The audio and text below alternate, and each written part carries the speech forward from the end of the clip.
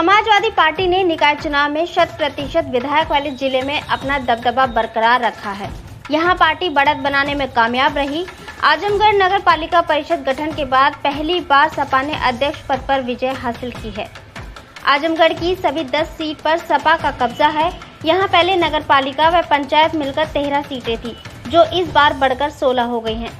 आजमगढ़ मुख्यालय वासी सीट पर करीब 35 साल बाद सपा ने कब्जा जमाया है।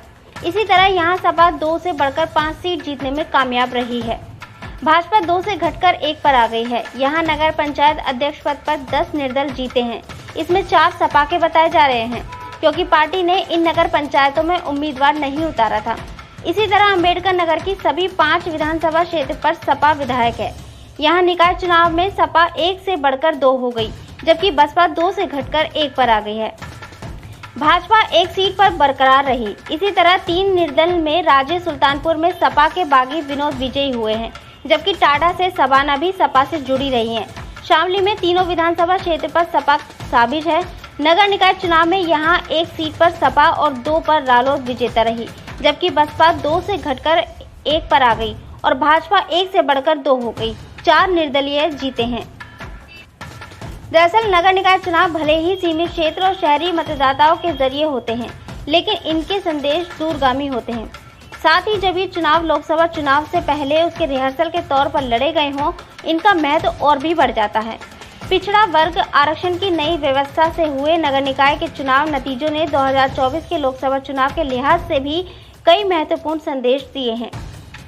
इस चुनाव ने रणनीतिक रूप से फिर चूके मुख्य विपक्षी दल सपा के लिए संदेश तो दिया ही है।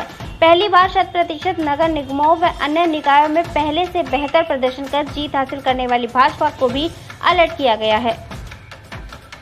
नतीजे ये भी बता रहे हैं कि बसपा को मजबूती से मैदान में आने के लिए पुराने प्रयोगों से बात बनने वाली नहीं है और आम आदमी पार्टी व AIM को नजरअंदाज कर रणनीति बनाना आगे मुख्य राजनीतिक दलों को भारी पड़ सकता है।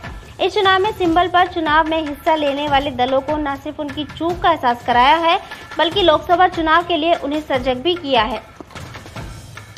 नतीजों से स्पष्ट हो गया है कि शहरों में भाजपा का दबदबा कायम है। पार्टी नतीजों को ऐतिहासिक करार देकर लोकसभा चुनाव की ऊंचे मनोबल से तैयारी का आगाज कर सकती है, लेकिन कई जगह उसके अपने ही विधायक सांसद चिंता का सबब बने हैं। कई सांसदों विधायकों को अपने शुभचिंतकों के सिवा कोई दूसरा पसंद नहीं है।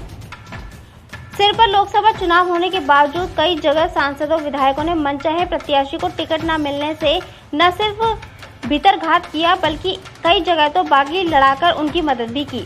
लोकसभा चुनाव से पहले भीतरघातियों व बागियों को लेकर भाजपा को स्पष्ट संदेश देना होगा। नगर पंचायतों व पालिका परिषदों के कई सीटों के नतीजे इसकी बानगी है। दूसरी तरफ सत्ता विरोधी मतों को सहेजने में सपा रणनीतिक रूप से फेल साबित हुई। प्रत्याशी चयन से लेकर प्रचार तक उसकी यह चूक नजर आई है। मथुरा व बरेली में प्रत्याशी पर अंत तक दुविधाजनक स्थिति और कई शहरों में प्रत्याशी घोषणा के साथ ही कमजोर चेहरे देने का संदेश सपा के लिए भारी पड़ा। पार्टी शाहजहांपुर में तो अपना प्रत्याशी ही भाजपा में जाने से नहीं रोक पाई। रही सही कसर शिवपाल सिंह यादव के समर्थकों के नियमित अंतराल पर सपा छोड़ भाजपा में शामिल होने से पूरी हो गई। शिवपाल के साथ आने से एकजुट नजर आया परिवार ऐन चुनाव के बीच अलग थलग नजर आने लगा। सपा के लिए लोकसभा चुनाव में बेहतर प्रदर्शन के लिए नई रणनीति के साथ आने का संदेश बड़ा साफ है।